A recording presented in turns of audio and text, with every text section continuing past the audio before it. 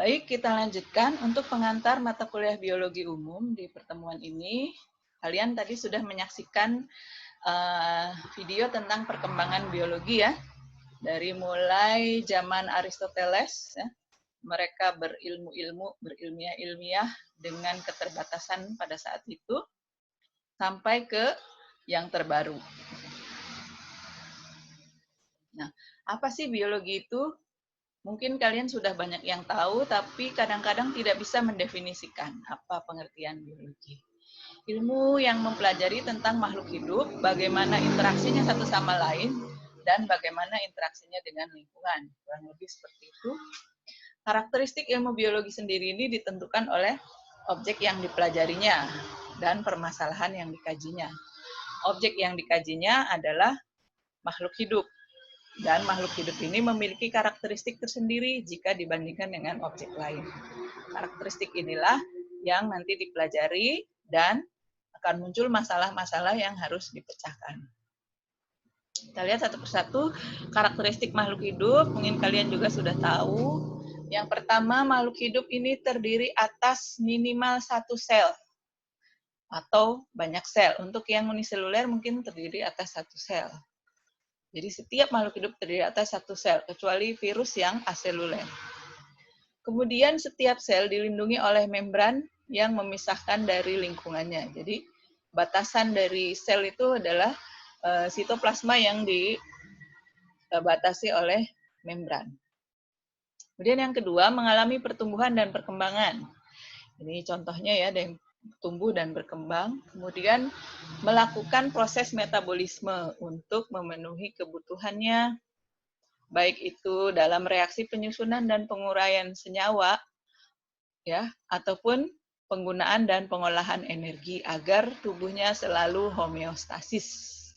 Apa itu homeostasis? Ya, secara ringkasnya keseimbangan ya, seimbang. Kemudian karakteristik makhluk hidup selanjutnya adalah memberikan respons terhadap rangsangan. Jadi semua makhluk hidup itu peka terhadap rangsangan dan memberikan respon. Baik itu rangsangan dari dalam tubuh sendiri ataupun dari luar. Selanjutnya, makhluk hidup itu pasti melakukan reproduksi untuk mempertahankan jenisnya. Oleh sebab itu, materi herediter atau materi genetis dari induk diwariskan pada keturunannya untuk melestarikan jenisnya.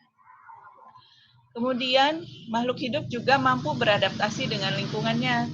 Adaptasi ini dalam rangka bertahan dari keadaan lingkungan yang selalu berubah. Ini contohnya ya, adaptasi paruh burung. Nah, selanjutnya dalam biologi ini ada hierarki. Hierarki organisasi biologis mulai dari yang terkecil sampai yang paling besar. Mulai dari atom, molekul dan makromolekul. Kemudian sel. Selnya macam-macam membentuk jaringan. Jaringan kemudian membentuk fungsi dalam bentuk organ dan sistem organ. Organ menyusun dirinya dengan berbagai macam sistem organ membentuk organisme. Organisme yang sama berkumpul dalam suatu tempat membentuk populasi dan keseluruhan organisme yang sama ini disebut spesies. Dari spesies berkumpul dalam bentuk komunitas, komunitas berada dalam sebuah ekosistem. Dan ekosistem ini ada di bioma, bioma ada di biosfer. Jadi setidaknya ini hierarki organisasi biologi secara ringkas, mungkin kalian juga sudah tahu, hanya sekilas saja. Nah, biologi sebagai sains memiliki sifat-sifat sebagaimana layaknya sains, yaitu pengetahuan yang disusun secara sistematis dan dirumuskan, berhubungan dengan fenomena alam dan didasarkan pada observasi dan deduksi. Biologi sebagai sains juga merupakan sekumpulan pengetahuan yang dihimpun melalui metode ilmiah, disusun dengan maksud untuk kesejahteraan manusia, bukan sebaliknya. Ciri-ciri sains adalah bersifat universal, berlaku umum. Terutama teori-teori, hipotesis, dan sebagainya, di sini dan di sana sama, berlaku umum. Dapat diuji kembali kebenarannya, di mana saja, kapan saja, dan oleh siapa saja, hasilnya akan sama. Selanjutnya tentatif. Sains itu jika ada teori baru, maka teori yang lama dapat tumbang berdasarkan fakta-fakta yang baru. Jadi itu ciri-ciri sains sebagaimana biologi. Nah, sementara sains sendiri, hakikat dari sains itu terdiri atas produk, proses, dan sikap. Produk sains terdiri atas konten, jadi pengetahuan-pengetahuan konten biologi, ini merupakan produk. Kemudian juga ada produk prosedural, langkah-langkah, kalau mau meneliti ini, langkah-langkahnya ini. Kalau mau membuktikan itu, langkah-langkahnya ini. Termasuk hipotesis, kemudian postulat, Koch, dan seterusnya. Ini pengetahuan prosedural. Dan juga ada logika keilmuan. Sementara yang proses, ini termasuk dalamnya keterampilan proses sains, seperti mengamati, interpretasi, bertanya, klasifikasi, meramalkan, berhipotesis, menerapkan konsep, berkomunikasi, merancang percobaan, mengajukan pertanyaan, dan sebagainya. Masih banyak ya. Dan juga sains ini mengembangkan sikap ilmiah.